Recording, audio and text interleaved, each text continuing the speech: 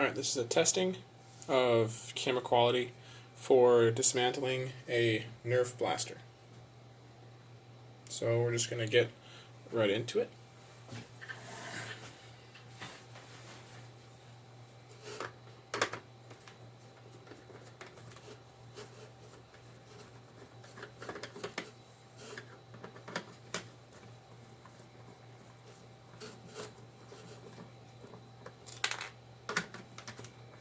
Typically on blasters like this, all of the screws are the same size, so you don't have to worry too much about the order that you take them off in or how you store them, as long as you keep them in a place that's safe and free from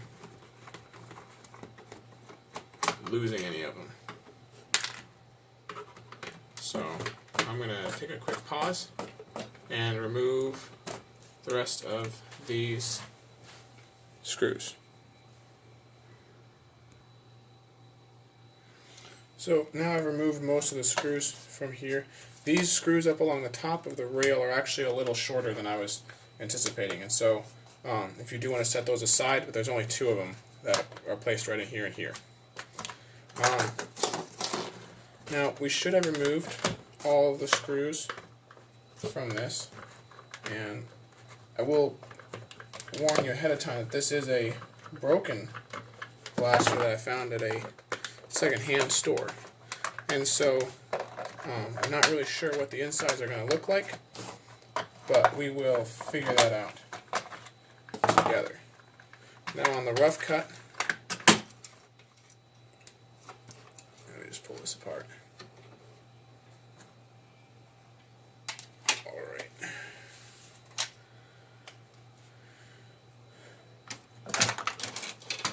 So note for next time, probably should have had the gun facing this direction so that you could just pull the shell off.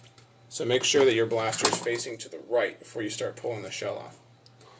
And let's get into this real quick. Okay, so I've cleaned it up a little bit. I've gathered all my screws into a container-ish thing here.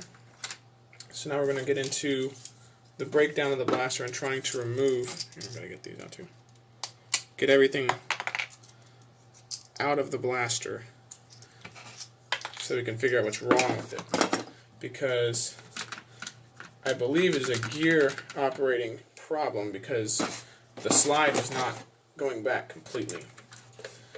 So just gonna pull this out and remove the secondary shell on the other side.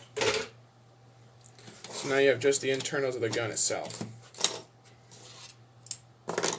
Make sure you put springs along with your screws, because those are probably the easiest things to lose and the hardest to replace. Because some screws, you can replace a screw and, you know, you're grab another screw from another gun and it'll work just fine. But there are not that many springs that fit readily of similar tensional strength. Alright, so all I'm doing is removing the parts from here, because what I want to get at is this gearbox right in here, because this is where I'm having my trouble of locking and unlocking. So I'm going to take it apart for a minute and try to see what I can find. Okay. So after some deliberation and tearing this gun even more apart than I was planning on, I found the problem with the gun is right here. This is a, hold it away from the camera right there. There should be teeth going all around here, and there's not, obviously. And so when the catch is trying to rotate on it, it's missing teeth. And so because it's missing teeth, obviously you're going to get a jam or a lockup or something like that. So I'm going to do some research and see if I can find something to fix this.